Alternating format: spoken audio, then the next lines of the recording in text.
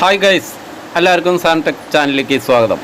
ഇത് 2012 model OMNI അതിൽ മേടിച്ചിട്ട് ആക്സിഡൻ്റ് ആയതാണ്. ഒരു ആക്സിഡൻ്റ് ആയ വണ്ടി നമ്മുടെ കയ്യിൽ കിട്ടി കഴിഞ്ഞാൽ അത് ഫസ്റ്റ് തന്നെ വിഷ്വലി ഇൻസ്പെക്ട് ചെയ്യാമെന്നുള്ളതാണ്.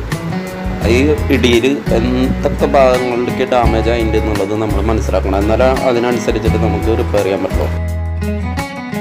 നമ്മളത് വിഷ്വലി ഇൻസ്പെക്ട് ചെയ്ത് കഴിഞ്ഞാലും ടാപ്പ് എടുത്ത് അളവെടുത്ത് കൃത്യമായി പരിശോധിക്കണം. എത്ര സെൻറ്റിമീറ്റർ ഇടിയുടെ ആഘാതത്തിൽ ഉള്ളിലോട്ട് പോയിട്ടുണ്ട് എന്നുള്ളത് മനസ്സിലാക്കിയാലേ നമുക്ക് വർക്ക് പെർഫെക്റ്റായിട്ട് ചെയ്യാൻ പറ്റുള്ളൂ.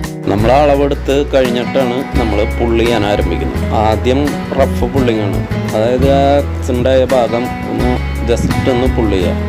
അപ്പോൾ എന്നാലാണ് നമുക്കത് ഇതിൻ്റെ അകത്തുള്ള പാർട്സൊക്കെ മുഴുവനായിട്ട് അഴിച്ചെടുക്കാൻ പറ്റുള്ളൂ. ഇതിങ്ങനെ ഇടിച്ചാൽ മുങ്ങിയിരിക്കുന്ന കാരണം നമുക്ക് അതിൻ്റെ അകത്തുള്ള പാർട്സൊക്കെ അഴിച്ചെടുക്കാൻ പാടാം.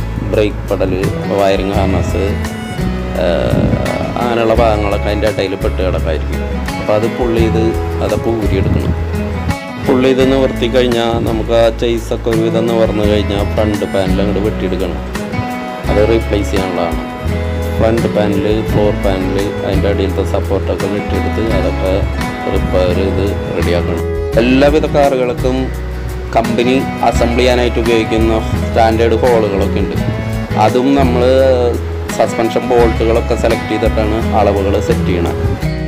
അടുത്ത സ്റ്റെപ്പ് എന്ന് പറഞ്ഞു കഴിഞ്ഞാൽ ഫ്ലോർ പാനലും ഫ്രണ്ട് ഷോ പാനൽ, ഡോറ് എല്ലാം വെച്ച് സെറ്റ് ചെയ്ത് കഴിഞ്ഞാൽ അളവുകളൊക്കെ കറക്റ്റാക്കി ഗ്ലാസ്സൊക്കെ വെച്ച് നോക്കിയിട്ട് ഫുൾ വെൽഡ് ചെയ്ത് പ്രൈമർ അടിക്കും. പ്രൈമർ അടിച്ച് കഴിഞ്ഞാൽ സീലിൽ ഇട്ടിട്ട് പെയിൻറ്റിങ്.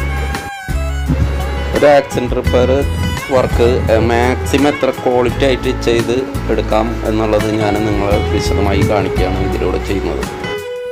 ഇത് കണ്ട് നിങ്ങൾക്ക് ഇഷ്ടപ്പെട്ടെങ്കിൽ ലൈക്ക് ചെയ്യുക, ഷെയർ ചെയ്യുക, സപ്പോർട്ട് ചെയ്യുക. ഇഷ്ടപ്പെട്ടില്ലെങ്കിൽ ഡിസ്ലൈക്ക് ചെയ്യുക. Okay, thanks. സബ്സ്ക്രൈബ് ചെയ്യാൻ മറക്കരുത് പ്ലീസ്.